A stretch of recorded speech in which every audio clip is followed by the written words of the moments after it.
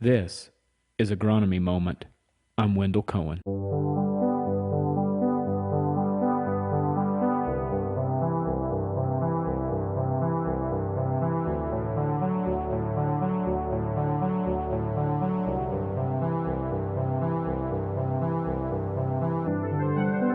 All right, everybody, welcome to Agronomy Moment. As usual, it's unscripted. I don't know what's going to come out of my mouth, nor anyone here. I do want to welcome a new agronomist here to our table. Scott Dickey, you've been with us for a few years and you went on to take another role as regional agronomy manager. I think I said that correctly. That's correct. And now I do want you to introduce, and then Celena is our new agronomist here, but tell me a little bit of the area, Celena, that you cover and what area you've been taking over. Yep. So I'll cover what Scott covered. So Western Missouri, Southwest Missouri, and Eastern Kansas. So that's the territory that I'll be over, um, helping those guys out. Very good. So, and then so you'll be in Southwest Missouri, like you said, and are you going into Kansas too? You probably said Yep, that. Eastern Kansas. Yep. So hopefully, Southwest Missouri will share a little time with you coming down here next summer, Absolutely. more than what Scott on his way to Nebraska, Yeah, coming from Nebraska or in Nebraska. But we'll always fun. continue on with our thoughts here. The main thing here, today's topic kind of inspired me is what I was thinking about is wintertime and fall and what we're doing to prepare for 23. There's nothing needs to be said about 22. I'm ready to slam the door on that season really hard. I Let's think go. that does bring up kind of a Okay. key point, though, is you hear a lot of folks talking about things they observed or had happen on their farm in 22. And Yep. I think we got to remember all those things that we saw, but I don't know that hopefully we make too many big decisions based Okay. off of what we saw in 22 because of, in a lot of cases, it was a number one, number two drought for most people. And yeah, take the little tidbits of learning we Yep. can from what to do in those types of situations, but hopefully we're not planning for 22 type conditions when we Sure. make our decisions for the future. So we want to focus on things that we can impact in the future and things that we do know, because the things that we don't know, sometimes we can actually go directions we don't want You'll to. end up limiting yourself more than Yes. had you just planned Yes. for a normal-ish year, Yeah. whatever normal is anymore. Gotcha. So one of the questions I guess I'm coming to and I'm wanting to introduce here is things that we can do, things we do know. And one of those things maybe we don't know as much as we should, but I think we should talk about a little bit is relationship of soybeans as it relates to soybean cyst nematodes. And what do you do? Should we test? Is it something we should test for at times or? I'll let Selena have her 2 points here in a second, but for me, observations I've had in the past is soybean cyst nematode is highly variable with any given field. And especially in Southwest Missouri, we run into situations with very, very high egg counts. And then right next to that, a few feet away, you might have zero. So I think if you're sampling, it's a great thing, but don't make total decisions based off of one sampling.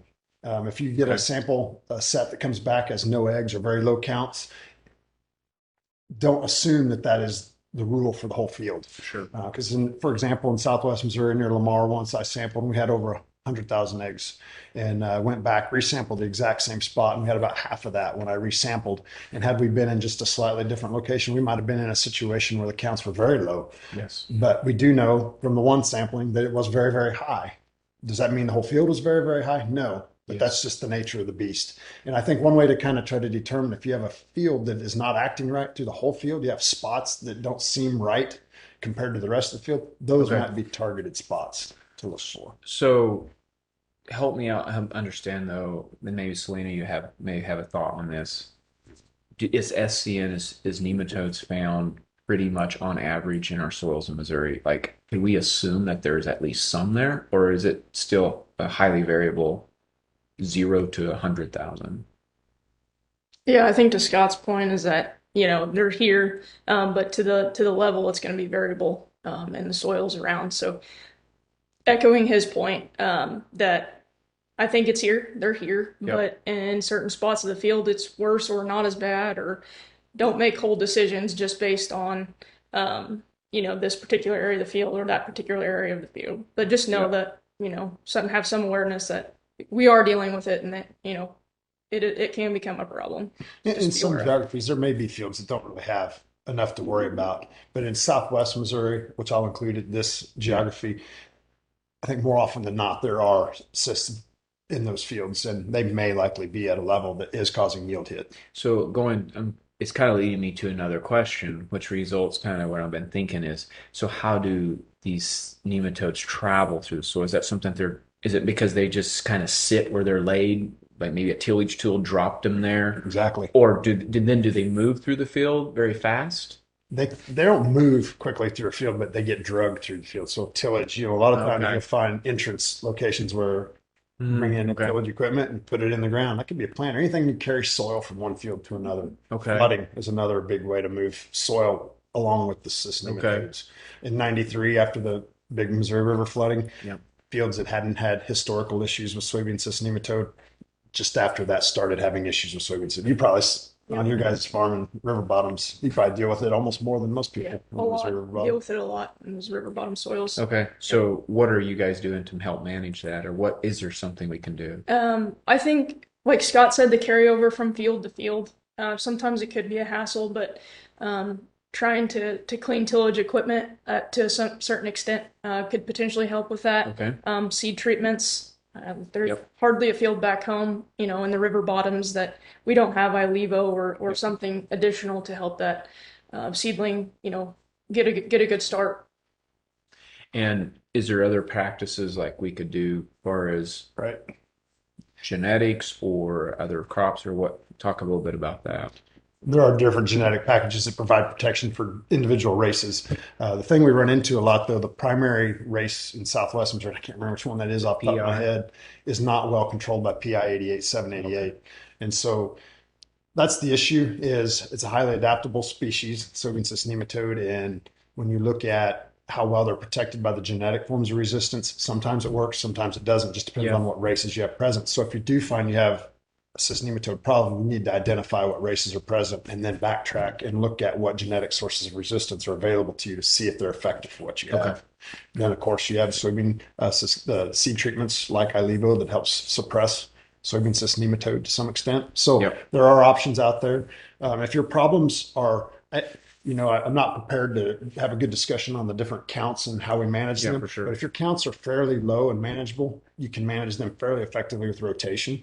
But you also need, as they start to ramp up, you got to up your game on how you're managing the cyst nematodes so they don't become a problem. You don't ever really though kill them by rotating away from a non-host, right? Like they will go dormant, but they don't really You die. reduce their Okay. numbers for Okay. every year of a non-host crop you have present. Um, we used to throw some numbers around that after talking with some of the professors like at MU, he didn't feel those were quite accurate. But yes, for years when Okay. people But you have a do. host crop, you Okay. do reduce their counts. Um, the other thing you have to keep in mind is we have winter annual species That's what I was gonna add. that are hosts for soybean cyst nematode. Now, are they as effective at hosting them as say soybeans? No, but they can enhance their ability to survive. Things like henbit and Okay. species like that can So, enhance. so when I could conclude then a fall spray would be another way of being able to eliminate a host. It would be a Hell, I mean, benefit. Yeah, it could be a benefit yeah, that would be one little cog in the whole in game on in how your to. system or your plant. Right. Hmm.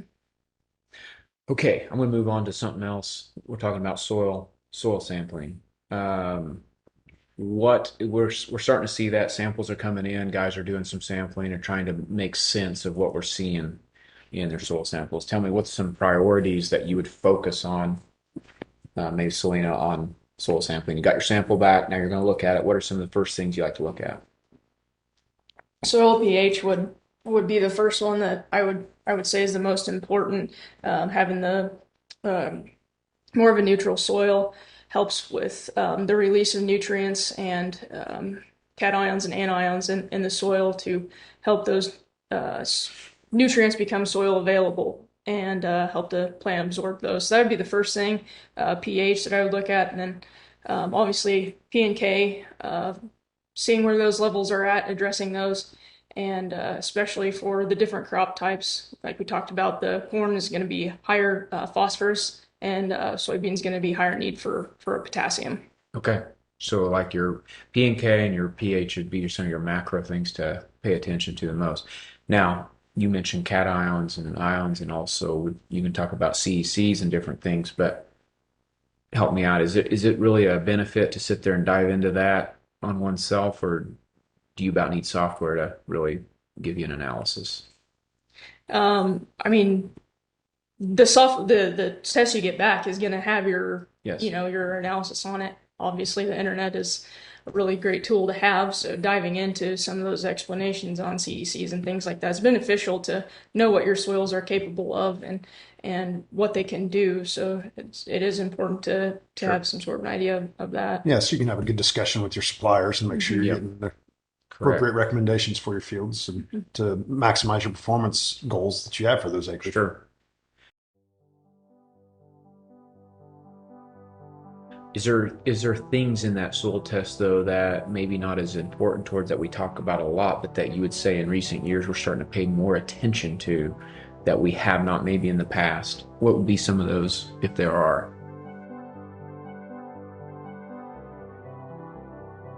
I'm thinking of calcium and I know it's on the verge. oh, I can't believe I'm having a brain fart on this.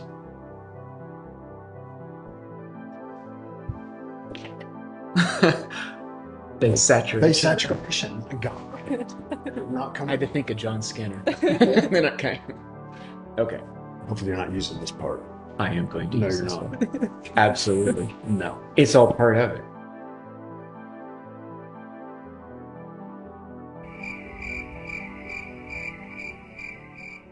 Linda likes to talk about this being unscripted, and I couldn't think of the words I was wanting to use a minute ago, so you might see a pause in our video. But what I was trying to think of a minute ago was base saturation and calcium levels. There's some things that, when we think about overall soil structure related to calcium content and then base saturation, ability to exchange cations and Yep. things like that within the soil.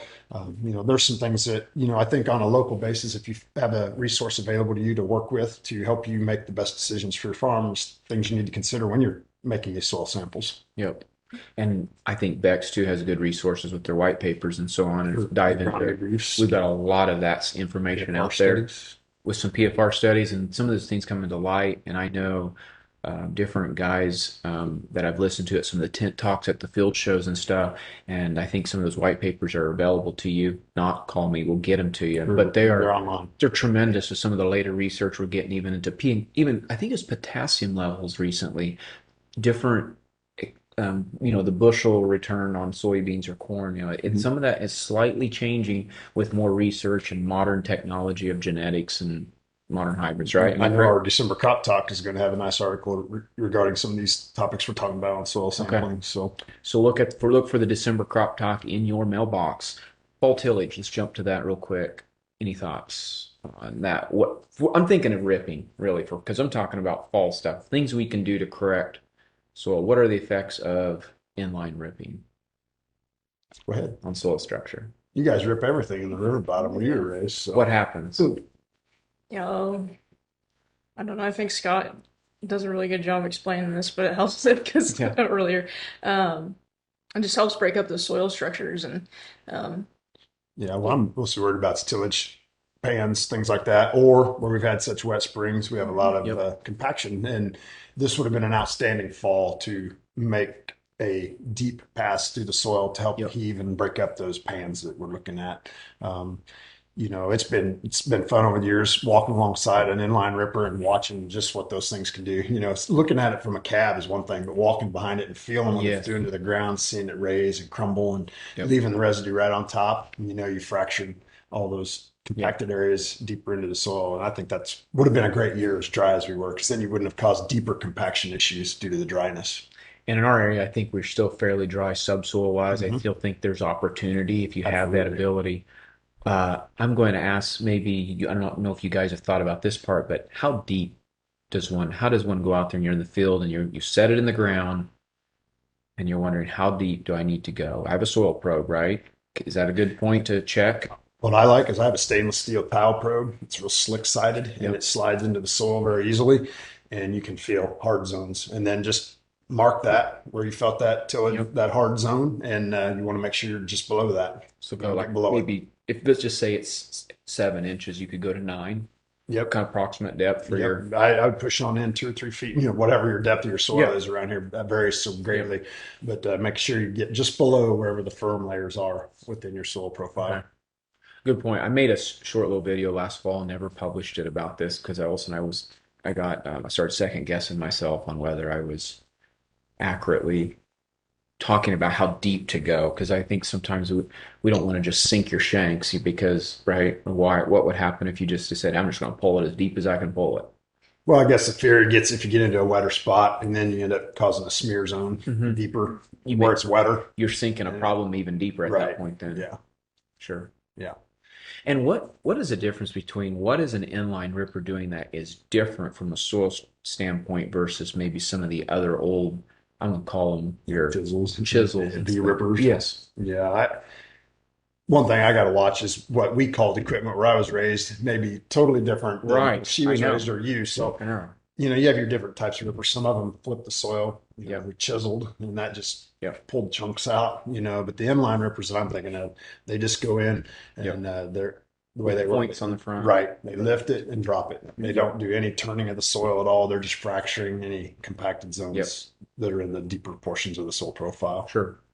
As a side note of interest, in 2020, I believe it was, we did some inline ripping on a trial basis. We just purchased an or whatever, their seven shank or whatever it Mhm. was, and we noticed difference in yield in the yield monitor. I could see it, and especially in our flat black ground, you alluded to the bottom ground that you're doing, and we noticed a big difference there.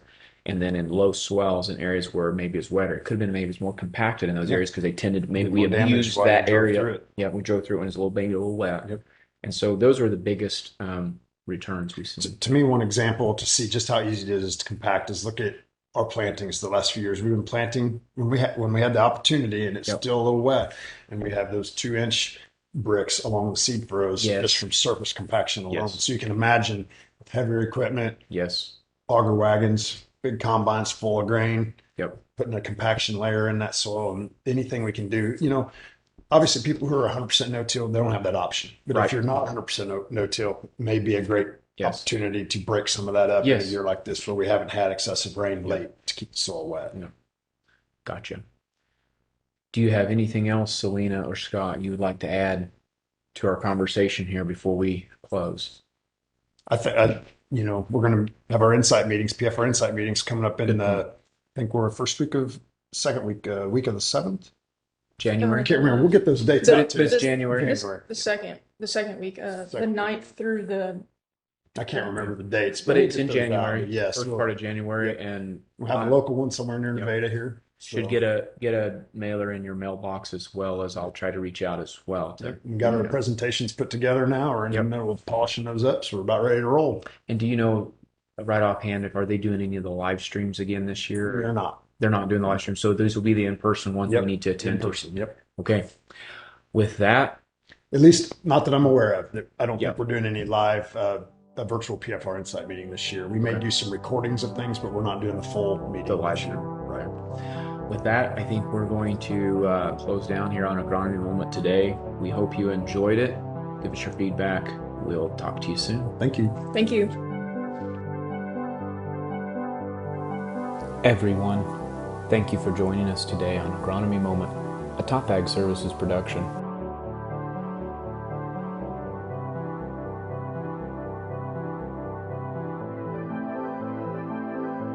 If you want alerts on what we are finding in the field, go to topagservices.com/signups to receive alerts, or subscribe to our YouTube channel. It is our goal to bring you the most recent and advanced information possible. If you have any questions or feedback, feel free to reach out to us anytime. We also ask you that you give us a like and follow our channel wherever you listen to your podcasts or watch these videos. This ultimately helps us reach more people like you.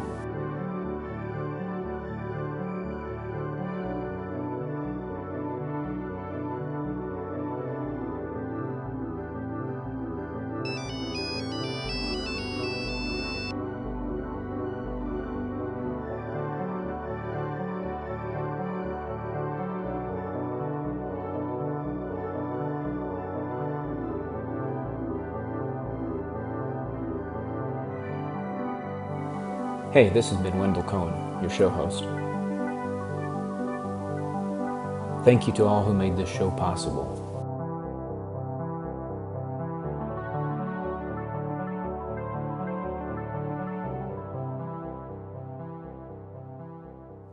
This show is over. See ya.